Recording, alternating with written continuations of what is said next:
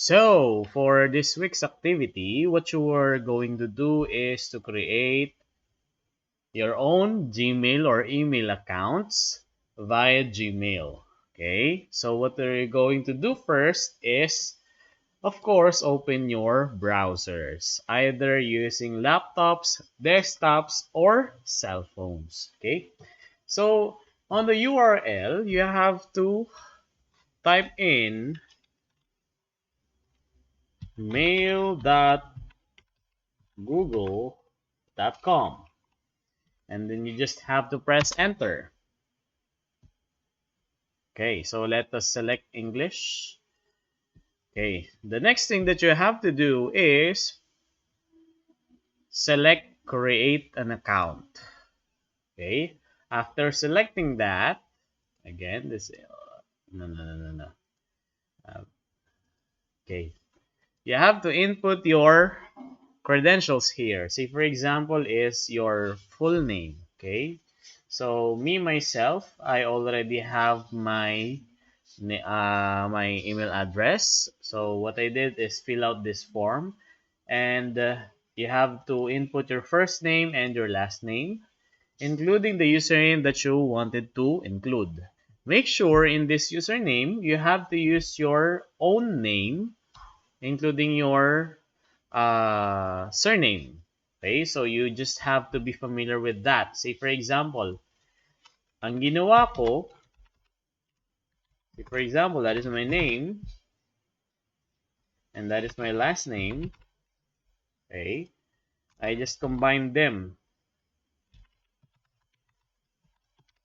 And for security purposes, I added numbers. Okay, so ang lalabas doon sa email address ko, it would be gclavescoto1991@gmail.com.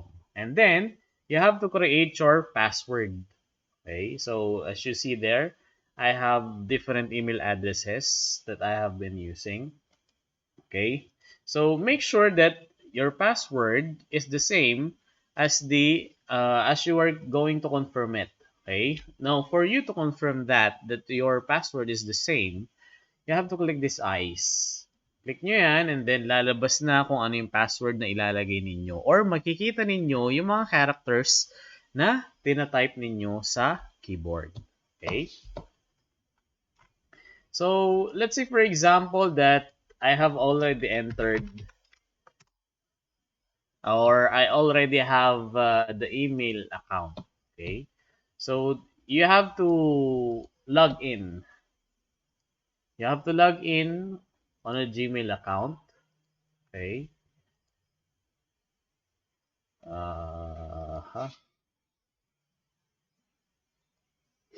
Anyway, these options will be available for you when you already have your own Gmail accounts. So you have the choice of saving your passwords on your computer or on your cell phone or your laptops. Okay, so they will be available on different basis, especially if you are using the same browser.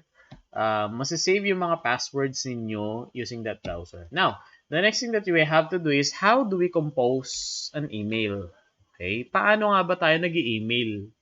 Okay, so in your days or in this era, okay, composing an email is already a natural or a common thing to do for students like you. So, paano nga ba tayo gumagawa ng email? Okay, paano tayo mag-send? Okay, so on Gmail, this is the interface of the Gmail itself. What you have to do, as you may see, okay, on this surface or on this middle part, you will see all the emails that I am receiving from different websites or different persons. Okay, dito naman, we have different options. Okay, we have the inbox, para lang siya cellphone, no? Inbox, the start, the snooze, the sent, the draft, okay, drafts, okay, social, updates, forums. Kapag sa social, say for example, you have used this email address on your social media account, say for example, is Facebook or Instagram, Okay? Every time na merong bagong notification doon sa account niyo on Facebook or Instagram, mag-i-email si Facebook or Instagram dito. Dito yung sila makikita lahat. Okay? So, what we are going to do is we have to compose an email. Okay? And then send it to somebody or someone. Okay? So, let's say, for example, you are going to compose. This is what you're going to do. Okay?